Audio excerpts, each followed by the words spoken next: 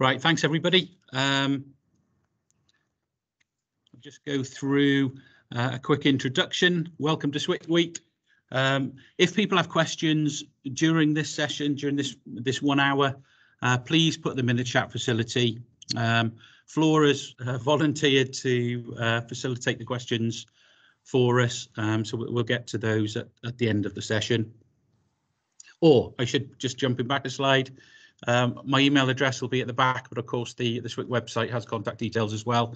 So if you've got follow-up questions, please ask, and you know, we're keen to engage and encourage and collaborate. So please connect with us. You will have seen from Eventbrite there's a series of events this week, today, tomorrow, and Thursday, running through a range of topics. This is our first SWIC week. So we tried to pick a selection. We couldn't include everything or everybody. But we're hoping to have one in maybe February time and regularly after that. So there's a real selection of generation and the energy challenges, support and help. We're finding that we give each other by collaborating, and we're learning a lot off each other as industries. And of course, clustering is all about industry, academia, and government working closely together to map out our route to net zero.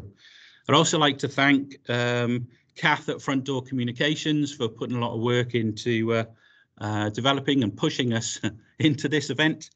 Flora from CR Plus for doing a lot of work in organising and project managing it, and Katrina in USW for running the IT for us in the prep too and for this week. So thanks a lot for those. It's been really important. I think that's one thing we're really sort of trying to push and develop is collaboration, and I suppose this week is a good example of that collaborative process we're going through. Today we've got an agenda where I'm going to go through a little bit of background and history and SWIC quickly. Welsh Government, in terms, we've got a recording from Julie James, Minister of Climate Change, and Helen Donovan is joining us to talk through some points with regards to SWIC and Welsh Government. Then we'll go through Cluster Plan with Tony Parton, Deployment Project with David Dukes, South Wales with Both Eyes Open Project with Hannah Watts, and our academic lead, John Maddy, will talk through our links and developing relationship with academia. And then at the end, Flora will help us facilitating some of the questions and answers that come through from yourselves. So just to start at the beginning in terms of what is and where did SWIC come from, South Wales Industrial Cluster really started during sort of 2018 after COP24 when the clusters mission was announced, and prior to that we've been working with Welsh Government and UK Government in terms of understanding how to decarbonise industry. And what was coming through from that, from a UK perspective as well, was that industries had to collaborate and work together because no individual industry could decide themselves how they were going to decarbonise. A lot of their options were going to be due to the infrastructure that was available to those industries, and also through collaboration and the development of the circular economy, we can develop and grow and decarbonise, but also improve our sustainability opportunities in the wider context in the longer term. So South Wales, the green dot on the left-hand side, is recognised as the second largest emitting CO2 cluster in the UK. And then on the right-hand side, we've got a slide from the Industrial Decarbonisation Strategy showing, in terms of carbon capture and storage, the other clusters, the development of the CO2 stores in the north of the UK, and the challenge that the south of the UK has got in terms of no known local geological storage, and the development at the moment that we're going to have to push and explore CO2 shipping. So that's alongside the other developing south of UK industrial clusters. So South Wales industry, we got ourselves together in January 2019. I remember the conference room where 68 people turned up, 38 different companies, and we talked through and understood how are we going to collaborate and group together in a way to map our route to net zero. We formed a little bit of a steering team, and we started to explore the funding opportunities that were coming from UK government and working with Welsh Government as well with the various teams there in terms of understanding what and how things might shape. So we knew, you know, as industries dotted along South Wales, we knew we had opportunities in terms of the huge LNG import terminal that comes into Milford Haven. That 20 to 40% of UK natural gas comes into Milford Haven. So there's the capability for us to support the wider area of the UK and not just South Wales.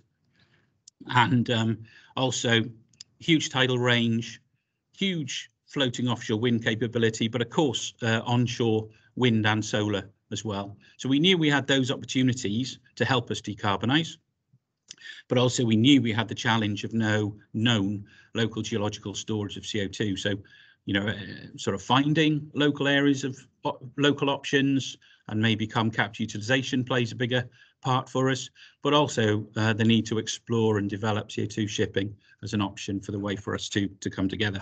So we knew we'd come together. We knew we had a challenge in terms of the sectors that we cover, both in manufacturing but also in power generation, and we knew we had quite a large amount of CO2 to try to plan and develop our way around, but we knew we had these opportunities and that challenge. So how we as a grouping go to move forward and take that and develop our route to net zero. So we formed a steering team, because obviously the sort of large amount of companies and people that we were dealing with, we wanted to sort of narrow down to a bit of a steering team, which is almost like a community grouping really, because of the way it formed in terms of collaboration. Then we knew cluster plan funding, which Tony Parton from CR Plus will talk through later. Funding was coming up. We knew deployment potential, which David Dukes will talk through in terms of doing engineering studies. There we knew in terms of South Wales with Both Eyes Open, which was part of Transforming Foundation Industries funding, that by coming together, different sectors, we could start to learn to work with each other. So South Wales with Both Eyes Open is a sort of a team building exercise for us as much as anything in terms of mapping energy material flows, and Hannah will talk through that as well. And then of course the other funding opportunities to help us on our journey as well, such as the Industrial Energy Transformation Fund and the fuel switching funds that are coming up. So by working together as different industries, we're learning off each other, and the funding enables us to bring in enablers such as the consultants and the engineering companies to help us work out and develop our options. I'm now going to hand over to our recording of the from the Minister. How do I get rid of this? I've got an IT problem. There we go. Burda, good morning. I'm sorry I'm unable to be with you in person today to share my thoughts on the critical importance of business and industry's contribution to achieving net zero in Wales. As you are no doubt aware, we are fully committed to achieving net zero by 2050. To reinforce this ambition, we passed legislation earlier this year to meet legally binding targets. The Committee for Climate Change CCC 2020 report highlighted that Welsh emissions fell by 8% in 2018 and were 31% below 1990 levels. Greenhouse gas emissions fell by 28% over the same period, whilst the economy had grown by 40%. From the evidence they have available, they believe that we are in a position to achieve net zero by 2050. We have therefore agreed to increase our level of ambition for Wales from a 37% average reduction in emissions since 1990 to a 58% reduction by the end of the third carbon budget in 2030. This means that to achieve net zero requires an average annual reduction in Welsh emissions of 1.3 million tonnes of CO2 equivalent from 2018. This is similar to levels achieved since 2008, which was 1.2 million tonnes of CO2 equivalent per year. To put this directly into context today, Wales-based businesses are responsible for around 20% of the UK's overall industrial and business emissions. Of that 20%, the majority of our industrial and business emissions can be directly attributed to companies along the M4 corridor. This is in part due to our industrial heritage within the steel, oil, gas and chemical sectors in South Wales. These sectors provide highly skilled and well-paid careers to people within our communities. It is our ambition that by moving to a decarbonised economy, we will anchor our value-added industries in Wales for the long term. It is therefore critical for us to proactively engage with Wales's business and industrial community to promote the uptake of credible industrial decarbonisation and energy efficiency solutions. As an example of this engagement, we took the opportunity to work directly with a wide range of stakeholders to discuss the direction of travel for our new net zero plan, which is due for publication before COP26. Key stakeholders from within the trade union movement, academia and trade bodies representing a wide range of industrial sectors have helped to shape the content of the new industrial and business chapter. I know that many of you on this webinar today were directly involved in this work. It should be obvious, therefore, that the members of the South Wales Industry Cluster, or SWIC, are a vital component of Wales's success, or otherwise, in achieving net zero by 2050. To underscore the strategic importance of the region, SWIC has been awarded over £21 million of funding from the UK Government's Industrial Decarbonisation Challenge. This funding will leverage an additional £20 million of private sector funding to deliver a wide range of deployment projects and deliver a phase 2 route map. This funding, which we welcome, will strengthen our strategic vision for the region and unlock the ambitions of many companies in realising their long-term sustainable future here in Wales. To achieve this, we need to ensure that there is a credible strategy in place to deliver net zero across all 4 nations of the UK. This point of view was reinforced by the CCC, where they considered UK government policy and funding support as being critical in delivering net zero in Wales. From a Welsh perspective, the transition to a decarbonised economy includes private sector investment alongside credible UK government business models for carbon capture, utilisation and storage, hydrogen plus the generation of, storage and transmission of green electricity and gas. Bringing this back to South Wales and SWIC for a moment, it is vital that non-pipeline transport models for CCUS are in place to enable emissions reduction across the region. Unlike North Wales, SWIC members do not have direct access to local offshore storage sites and will likely have to ship their CO2 to locations in UK waters in the North Sea. This, of course, provides additional challenges, both technical and financial, to South Wales-based businesses. We are working closely with UK government to ensure that appropriate business models are in place in a timely fashion to deliver a just transition for businesses in Wales. Fundamentally, we are looking to ensure that businesses in Wales retain international competitiveness and are working on a level playing field with businesses located elsewhere in the UK. Energy pricing and policy is another priority area for us. In fact, to underscore our intent, I've recently committed to working with National Grid ESO, Western Power Distribution and Scottish Power to undertake a strategic review of our electricity grid requirements to 2050 across Wales. Electricity in Britain has long been considered highly priced in comparison with other international locations. Over the past 12 months, both gas and electricity prices have substantially increased, which has created a perfect storm for industry throughout Britain. I want to be clear, we are actively engaged with UK government on a very regular basis to highlight the ongoing operating challenges of our energy-intensive industries. I hope that what I have said today leaves you with no doubt about our ambition to achieve a just transition in Wales. We believe that meeting our net zero objectives should not stifle our economic ambitions, but should enhance them. We will achieve this together with constructive collaboration, timely and candid discussions, and I look forward to being invited back to address you in the near future. Thank you for your time. Diolch yn fawr. Right, thank the Minister for that. And now can I hand over to Helen Donovan, please? Great, thanks, Chris. I'll bring my presentation up and we should be off momentarily. Hopefully everybody can see that on the screen today. Great. So my name's Helen Donovan. I sit within the Industrial Transformation Division with the Economy Division. I think what I would like to do today is catch up on a couple of the themes that the Minister mentioned and just to reinforce really our determination to get to net zero by 2050. We appreciate some of the challenges that we have together, and it's only by collaboration, as Chris mentioned a little earlier, that we're going to get there in terms terms of companies, academia, Welsh Government and UK Government all acting together to get us over the line. I think as well that one of the things that I wanted to reinforce to you today is decarbonisation is not deindustrialisation.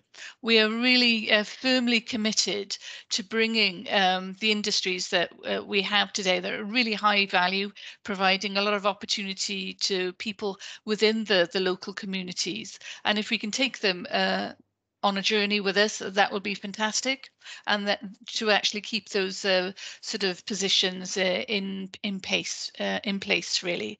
So that's one of the things that I wanted to reinforce from the Minister's message today, and on also looking at the opportunities that will grow around these new industries in terms of embedding things like carbon capture, utilization and storage, hydrogen generation, and the use of hydrogen as well, and the opportunities that those will bring to the manufacturing base in Wales, O&M, and the academic community as well, is bringing these solutions to fruition more than anything else. So one of the things that I wanted to talk to you about this morning was a little bit about the engagement. As you, the Minister mentioned, we've got our net zero plan being published before COP at the end of this month. And what we wanted to ensure is that we had a wide range of sort of stakeholder views represented within the business and industry sort of chapter. So we worked with members of the SWIC, trade associations, as well as trade union bodies, to get a wide range of views, which I hope they will feel has been reflected in the work when it gets published later this month, really. I think what we were really interested in is getting a view on some of the industrial solutions that could be brought to bear, whether the view that we had on some of the areas such as non-pipeline sort of transport solutions for CCS were a real priority for industry. Looking at the green hydrogen sort of side of things, and what is that transition from blue hydrogen to green hydrogen going forward as well, and how it all integrates within the wider sort of supply chain. I think what we're really conscious of is the fact that the 2020s for Wales, and South Wales in particular, will be a test and demonstration sort of decade where solutions are tried and tested in place before they're rolled out at a commercial scale. And it's important to recognise that we're not going to have an instant sort of solution to all of the issues that we have in terms of our emissions in Wales, and to recognise that we're talking about solutions that are quite novel in their approach, and they haven't really been tried at scale in industry elsewhere globally. So that is important as well going forward. The other piece that I really wanted to touch upon is Welsh business, Welsh government working very closely with the UK government to provide feedback in what our region requires in terms of support, business models around the different technologies, and to encourage Welsh businesses to actually apply for a really wide range of support that is available at a UK level. Only this week, for instance, the BEIS has opened a fuel switching competition, and that is in two parts. You're looking at the innovation feasibility piece as stage one, and that could be up to about £1 million worth of grant funding available for that, and then going to sort of commercial scale sort of rollout there, that projects up to £6 million worth of funding could be available.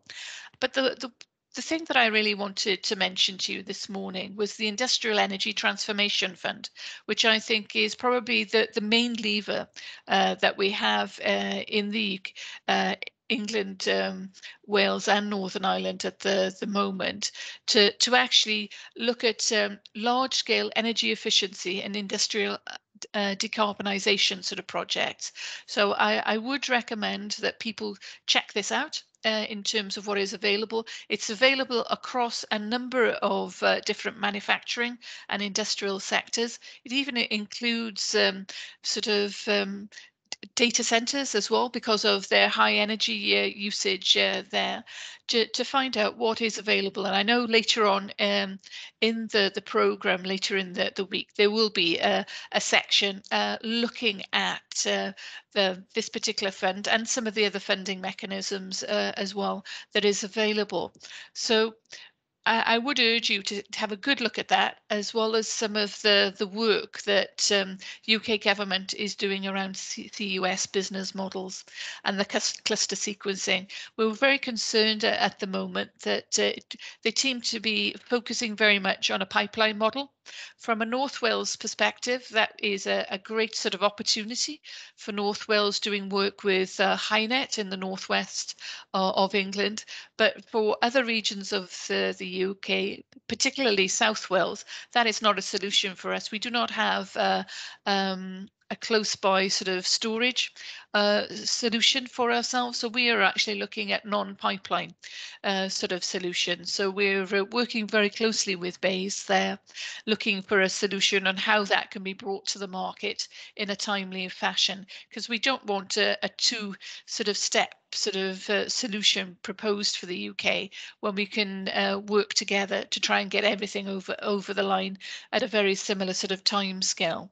As such, that's all I wanted to mention this morning, really reconfirming that it's very much decarbonisation, not deindustrialisation, working very closely with members of the SWIC going forward to make sure that we fully understand what you're looking for, so we can represent that within our own business programmes for business support within Welsh Government, and share that message with UK Government as well. And the third message is, I urge you to look at what's available across the board from UK Government, and actively engage with them going forward with their solutions on innovation, R&D, as well as industrial sort of rollouts. If anybody has any sort of queries today, here's my contact details on the screen. So please do get in touch if you've got any queries or want to take any discussion forward on that side. So I'll hand over back to Chris. Thanks a lot, Helen, and thanks for picking up about the point about the IETF, and pointing out that on Thursday morning there is a group session for us to talk through as industry on collaboration and learning from each other, with some case studies on IETF. We did want this week to be quite thanks Helen. We did want this week to be quite relaxed and informal. But it, as everybody knows, it's difficult talking in front of a screen and trying to be informal as well. So please do fire in questions as we go through it. This morning in particular, is just about an introduction, which Tony will start on now, and then the others will introduce their topics. But it's later on in the week that a little bit more detail will be talked through, and hopefully we can, because they won't be so much of a rushed hour, we'll have more time to interact and go through and discuss. So I'll now, because I'm spending far too much time talking, hand over to Tony to talk through cluster plan. Thanks, Tony. Morning. Can you see the screen? Yeah, it's not full screen though, but we can see the screen. We can hear you. That's it, full screen. Yep. Yeah. Okay, morning everybody. As you can see, the countdown to 2050 is getting increasingly close. It was only a few months ago when we started this cluster plan. It was substantially higher than that. We have a cluster plan in South Wales that is uniquely collaborative. There are some partners and stakeholders involved in the cluster plan. We've actually got 34 more partners signed up, and that was no mean feat. It is actually industry led. There is no sort of local authority LEP as there is in England, where you can actually help bring industry together. It is actually industry driven, industry led, and there's quite a wide range of partners within the cluster plan. Some of the challenges and opportunities that we're starting to deal with, as I just said, SWIC has evolved from a broad base.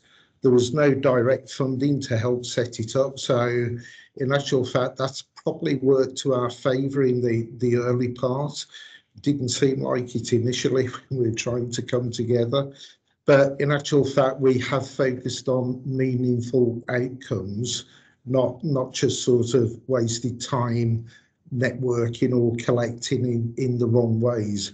We've really tried to make our efforts pay. We've actually, as the cluster plan, we've probably got the largest, well, we have the largest number of industry and associated partners in the cluster program, and that has really come about because right from the early days we realised we needed to collaborate outside the site boundaries of our manufacturing sites. So we rapidly expanded our thinking to those partners that provide the power, distribute the utilities required and will be required. There's those partners that will provide services, be that consultancy services, legal, professional services. There's academia very heavily involved. You've heard Helen speak from the Welsh Government. We have regular meetings with the Welsh Government. There are 2 partners that are local authorities. So we really do have a diverse partnership. And actually just formalising that collaboration agreement was quite an effort. But what that is doing is actually finding out the pathways to collaboration, and net zero does depend on that collaboration. The one thing that it is also providing is our partners do actually have a whole range of ideas that can and will constructively challenge our combined thinking and test those ideas. So we're already starting to get some really interesting conversations happening and outcomes starting to be tested on our sites. The innovation is quite key in this area. We are starting to deliver some of those innovative solutions. Helen's already mentioned the Industrial Energy Transformation Fund. That's already been attracted support from UKRI in that field. Our utility partners are exploring new ways of providing clean energy sources and distributing, and that's no mean challenge, especially as everybody has appreciated we haven't got that offshore facility. So how we actually utilise carbon is particularly important. We prefer not to store if we can, but South Wales, as Chris said, does emit a huge quantity of CO2, and it will take time to develop those solutions. At the moment, it does look as if we will have no alternative but to store at least somewhere around half of our carbon. We're actively involved as both the cluster plan and SWIC and the combined projects that Chris has highlighted with Welsh Government and UK Government. What we're trying to do is understand the direction that they're coming from. We also add, because we're quite pragmatic, we use our business use cases to test those sort of approaches. So where we see there might be a challenge that we need further work on, we do actually bring that to the attention of UK Gov, Welsh Government, etc. And that's primarily because industry has an investment programme, if you like, before even thinking about net zero, and what it invests in is absolutely key. So the cluster plan works from a site typically outwards. We want to actually decarbonise to the greatest possible extent through the usual energy efficiency routes, but really push those boundaries a bit further through fuel switching locally where we can. maybe move to something like clean growth hubs that we'll explain a bit further in the week's programme.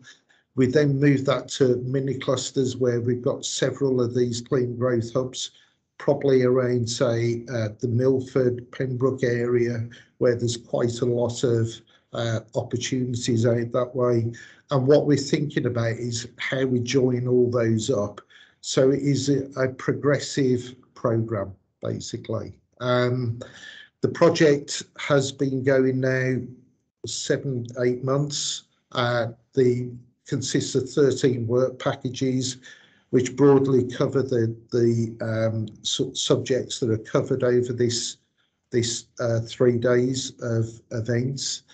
We've actually been fairly active, even though we're not probably as slick as we can be, but we have actually got exposure on the press, the TV, etc. So as a cluster, we're doing fairly well so far. What we have got, or what we have done, is probably made quite a bold start. With the numbers of partners and the scope that we're looking at, which is this very wide scope, we've probably come up with quite a few innovative ideas ourselves. What we have realised is we need more ideas. We need more people involved to actually work through some of these tests that we're going to have to undertake in the 2020s, so that we can start to roll out progressively the right sorts of solutions. So together, we really want to build for our future generations. And that's me finished, Chris. Thanks, Tony. Thanks for the overview. As you mentioned, there's clean growth hubs that talked about later on in the week, and also like to pick up one partner in particular on Wednesday afternoon, Capital Law, who are chairing a session for us, because as we've mentioned repeatedly through this, collaboration is key. And for, of course, most of us industries, that then comes down to a legal agreement. So Capital Law have been essential in helping us collaborate. I'll now hand over to Dave Dukes, who's going to talk through the deployment project. Thanks, Dave. Thank you, Chris. I'll share my screen.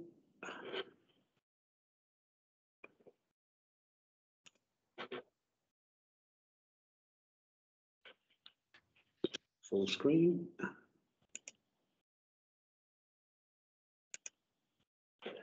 Hopefully everyone can see slides. Yeah, it's worked. Yeah, thanks, Dave. Okay. So as Chris has said, I'm going to talk about the deployment project. Like Tony's project, we're in phase 2. We started this project on the 1st of March. These are the partners in both Tony's project and in the deployment project. So on the left-hand side are the projects in the cluster plan, sorry, the partners in the cluster plan.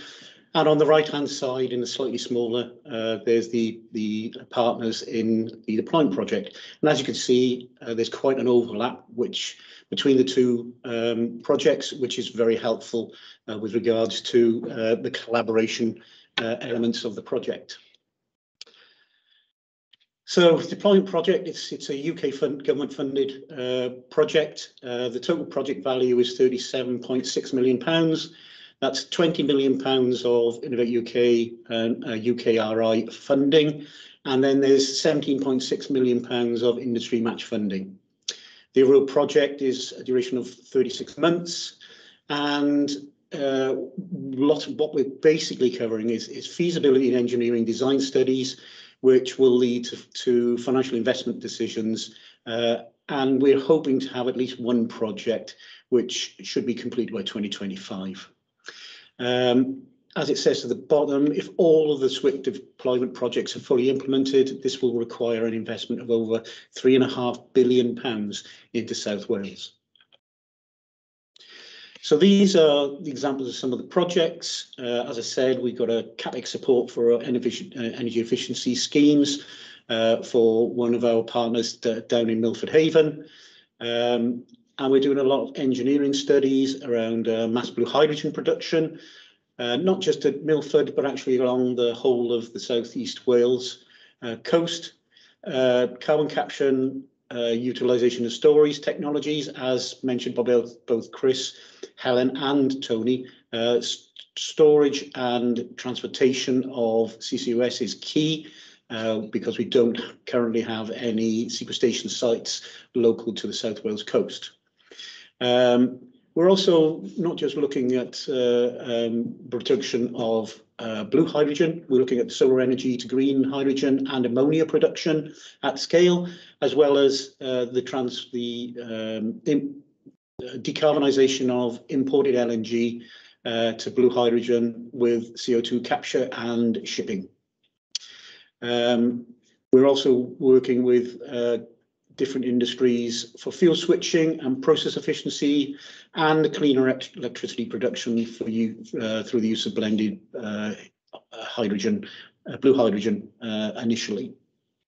And also another one of our partners, two of our partners are looking at clean transportation fuels for both the road and rail and aviation sectors.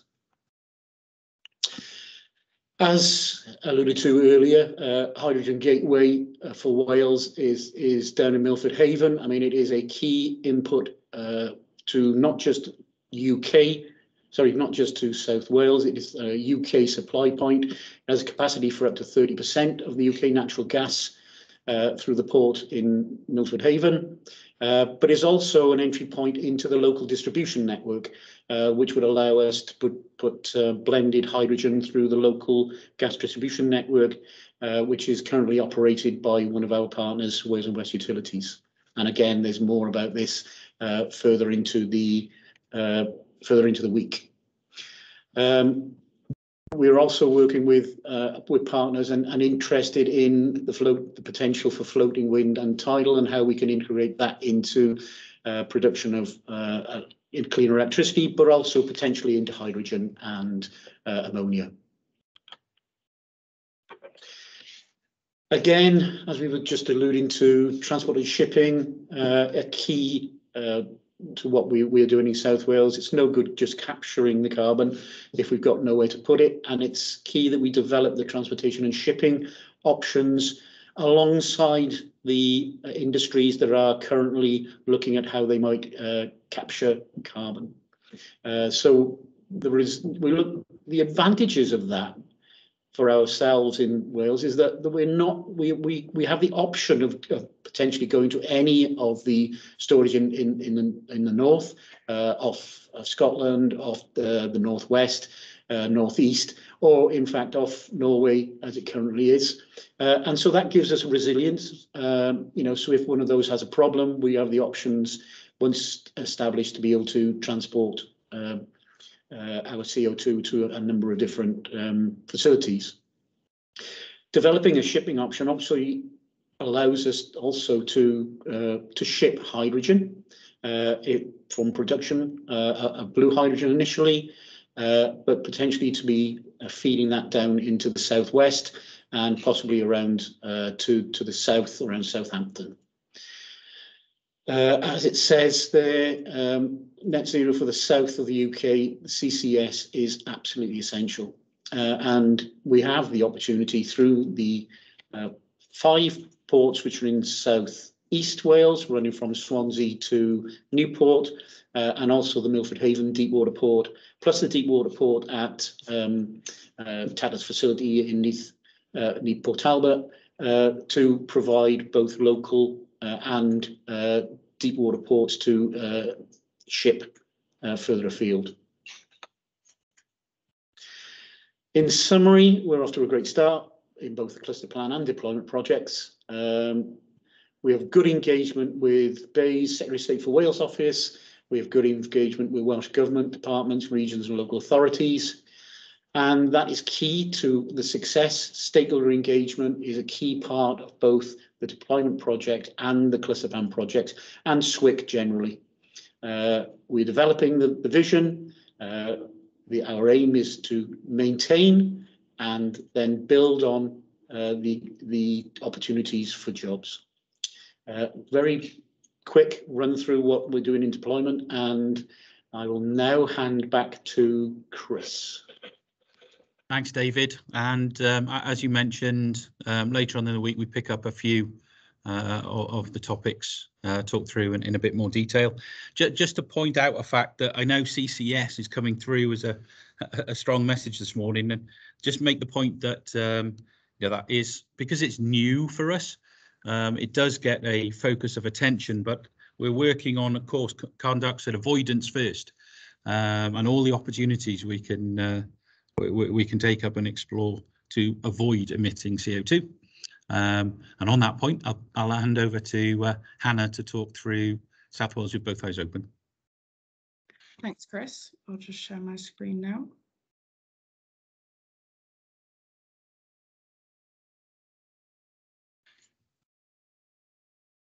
Yeah, we can see that. Yep. Thank you. Thanks, Hannah. So as Chris said, I'm going to talk about the South Wales with Both Eyes Open project. This ran from August of last year and actually finished in July of this year. And it was led by ERM. We're a global sustainability consultancy. So this project was funded by the Transforming Foundation Industries stream and is very much just the first phase of the circular economy sphere for the cluster. So the focus, as I said, was on circular economy as many and within the foundation industries, as the region includes many of these, including steel, chemical, paper, cement. And as you can see on the right-hand side of the screen, many of these industries were involved in this project.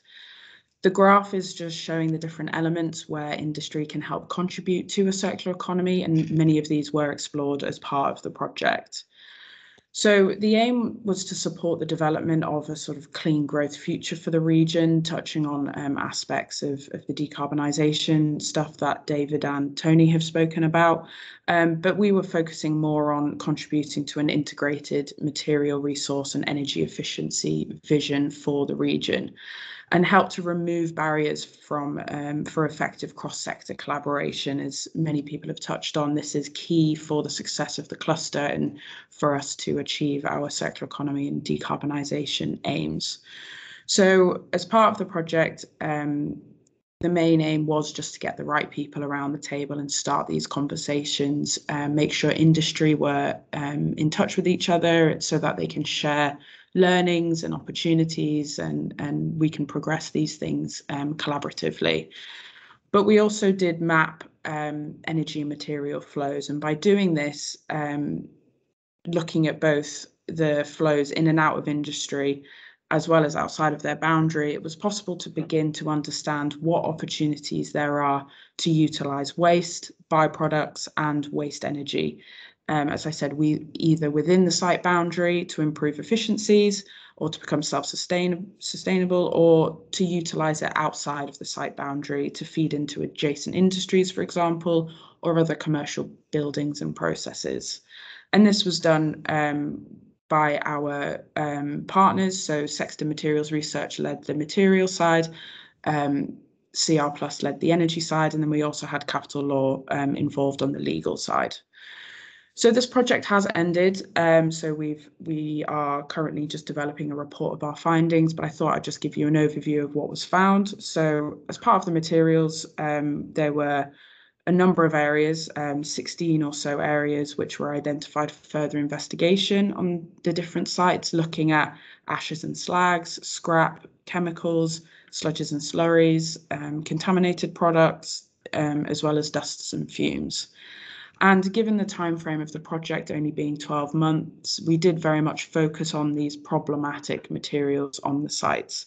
And there were also a number of common issues identified. This included pallets, particularly those that are contaminated, conveyor belting and packaging. There are also a number of technology transfers opportunities where one partner already had the solution, and this could be duplicated on another of the partners' sites. This included washing techniques for alkalis and chlorides, agglomeration for the sludges and sludges and dusts, and also other waste treatment developments like thermal, microwave, sonic, bioelectrolysis.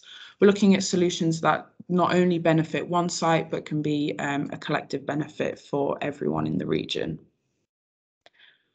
the energy side, the review, as I mentioned, the review was conducted by CR+, and they highlighted a number of opportunities around utilising waste energy, and particularly waste heat. As part of the analysis, a waste heat vector for the foundation industries was, the analysis of this was done, and a Sankey diagram has been produced. This will be in the report that we will hopefully, which will hopefully become available to everyone soon. And it just helped to identify where the heat sources are being used and what portion of the waste heat is recoverable. So they found that 1/3 of the heat could be recovered within the site boundary and 2/3 outside of the site boundary. This shows the opportunities for the industries to work together with neighbouring businesses, and should be seriously considered, and barriers should be broken down to achieve this. A list of the potential projects to minimise energy losses has been created and grouped into some categories, as you can see on the slide. Waste heat recovery, or WHR, accounts for most of these opportunities. However, there are some also in electrical savings and generation opportunities. This, however, is not a complete cost summary. There will be further savings which can be identified on site. However, a focus has been given to these projects identified as they have the best economic case under current frameworks. Lastly, I just want to touch on the work that Capital Law did as the legal partner. They created an energy case study. This study examined the potential risks of several energy-related circular economy opportunities, which were identified through CR+'s work. The opportunities relate to one anonymised site, and the risks have been considered from a political, economic, sociological, technological, legal, and environmental standpoint. The 3 opportunities that were explored as part of this case study are shown on the screen. So there's the construction of an advanced energy centre, agricultural greenhouses on a site, and the development of a biorefinery. Each of these opportunities feeds into one another and helps develop a circular economy on the site. There will be a range of legal agreements required to govern the relationships between the different parties to each opportunity, such as supply agreements, leases, potential private wire agreements, construction contracts, and also the operational and maintenance contracts. And these are all common commercial legal agreements. If technologies such as hydrogen and algae are utilised at the site, which links with the sort of biorefinery and greenhouses, then the regulatory position of utilising both will have to be further fully understood by the partner in question to ensure that they have the necessary skill set to deal with any specific requirements, and to ensure the safety of the staff, the visitors, as well as the operation of these different technologies. So as I mentioned at the start, this project has ended, but it in no means that the focus on this area will stop. We are looking at a range of other ways to maintain the momentum gained as part of this project and further our agenda towards a circular economy for South Wales. As I said, a report is currently under development, outlining our findings in more detail and the methodologies undertaken to achieve those. This will be made publicly available upon approval from the project partners, and will hopefully be available to people in the coming weeks. We will also continue engagement with the partners, as well as Welsh Government and NRW, who we were able to engage during this project, just so that we can further our vision of the circular economy, as well as bringing in other industries who have an invested interest. Thank you. Thanks, Hannah. I suppose what you can see from that is we're trying to use these projects to push the boundaries a little bit in collaboration and how we work together and how we interact. And by picking those case studies, we were able to sort of draw out some of the challenges we knew we'd face as groupings. So I'll now hand over to the most important person of today, John Maddy, who's going to talk through the academic programme and the support we get from USW in particular, but also the other universities. Thanks, John. Thanks, Chris. And there's no way I'm going to live up to that build-up, I'm afraid.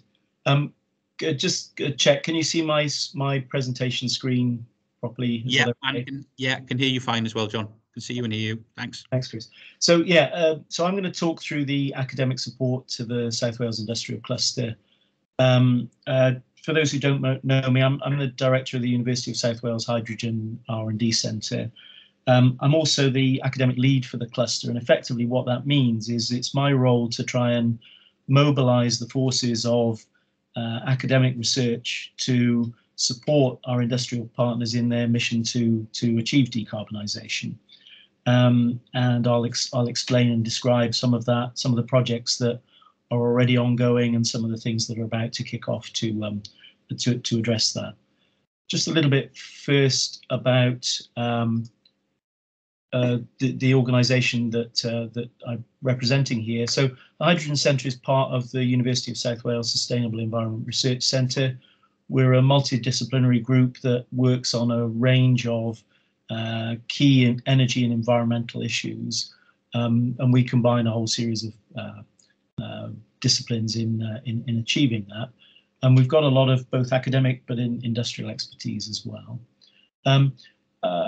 What our focus is very much on applied R&D and sort of later TRL, I suppose, but we do have areas of key fundamental research as well. And we conduct that research at two bases mainly, our lab facilities at Glentough, but also the Hydrogen Centre where I am now today here in Baglan. Okay, so what are we trying to do to support industry? And I'll try and describe it by the use of this research and skills cycle. Essentially, everything starts with the industry partners, and it's about identifying the needs that they have. It's worth recognising that those industry partners are not always, in fact, in many cases, the SWIC partners are all, or nearly all, internationally headquartered, but they have local operation. But in trying to achieve decarbonisation, there are a whole series of R&D needs, but it's important to recognise that there's a need to bring forward both the upcoming workforce, but also to retrain and upskill existing workforce. And the idea really is that we, as academic partners, can try and work with industry to identify the needs, but also to find solutions to both of those. And that's not something we're going to do in isolation. Indeed, there are many projects ongoing, and I've sort of cited a few here, and I'll talk about some of these in a little bit more detail. But it's also about mustering both the regional R&D resource, but also building collaborations nationally and internationally. And many of those are existing collaborations, but some of them are new. And then especially on the skills side, I think it's important to recognise that it's not just about higher education in this. In fact, there's a very important role to play for further education colleges in their apprenticeship programs, revising and updating those apprenticeship programs to recognise the decarbonisation need. So that activity is not just with the industry partners, but it's with trade bodies and then with industry skills and standards organisations. But there's also a key role and a key interaction in this sense with government, and government at all levels. We've heard from Helen and from the Minister previously about Welsh Government. There's also engagement clearly with UK Government. But I'd also mention the key element in the South Wales Industrial Cluster of engagement with our local authorities. And throughout the SWIC week, we'll hear from some of those as well. And to a certain extent, that engagement is via government expert groups, trying to steer policy, assist in the development of policy, interpret policy, and try and work ways forward, but also to try and exploit the opportunities that exist for the benefit, in our case, of South Wales as a whole. Clearly, that also involves community engagement, and there's a critical part of that, and a key link to skills and developing skills and bringing new workforce through is about that community engagement. And we're not in isolation, as Chris and others have pointed out. There are a number of clusters, and so it's about developing best practice, understanding what we can do as a nation in that respect. So trying to give you some indication of, in an abstract sense, what the role of this sort of research and skill cycle is. but I'll just try and give some key examples. Many of you already know about the Flexis project, so I'll sort of skim this a little bit. But Flexis is one example of a project that both had a key role in setting up SWIC, and also, will continue to support and work very closely with the South Wales Industrial Cluster. The project itself originally was a 5-year, £24 million collaborative ERDF project led by Cardiff University with colleagues at Swansea University and University of South Wales, working with industry and local authority partners. The aim really to attract new research jobs to Wales, and attract new research funding. I'm not going to go through all of these figures. You'll be able to access a copy of the slides. From our point of view at University of South Wales, we're leading on hydrogen and bioprocesses. I haven't put a link here, just Google Flexis and you can see the full extent of the work that's going on in that project.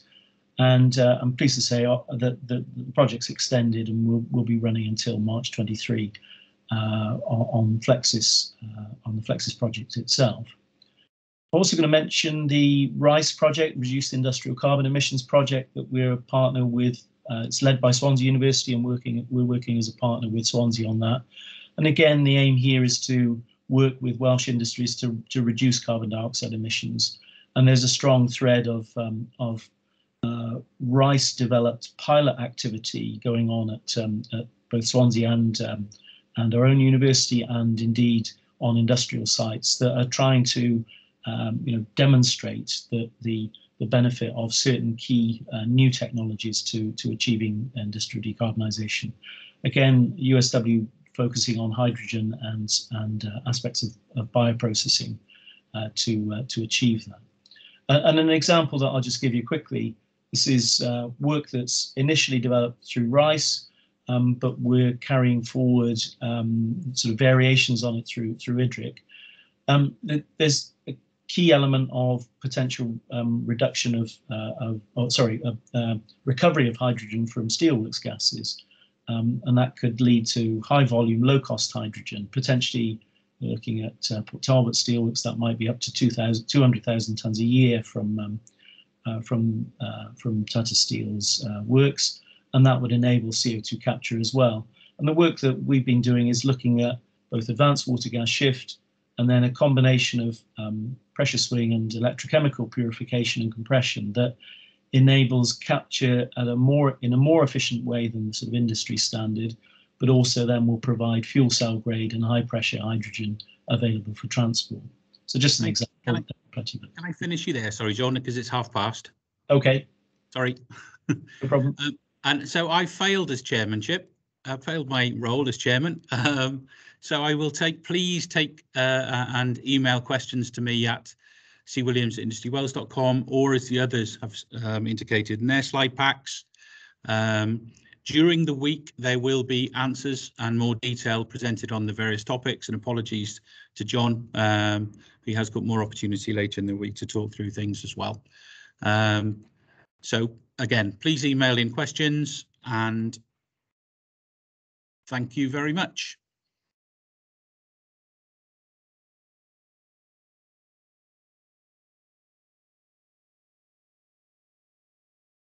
I realise we've gone over time now, so I appreciate most of you are going to have to drop off. But I'm okay to stay on if people want to ask questions, or you can email in, whichever way you want to go.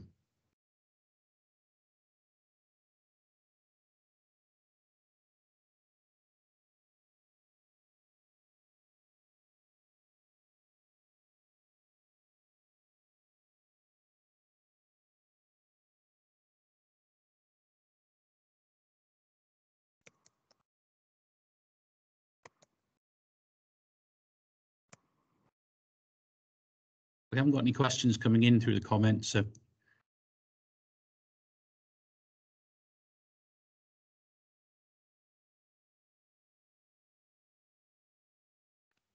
The answer is yes to Michael. Or there won't be the same Eventbrite invitation. It's actually separate invitations, isn't it, for the different events? Yes, totally. Yeah. Yeah, did you get that, Mike? Michael Dark? There are separate invites. Chris, can you stop recording? I just said yes, please.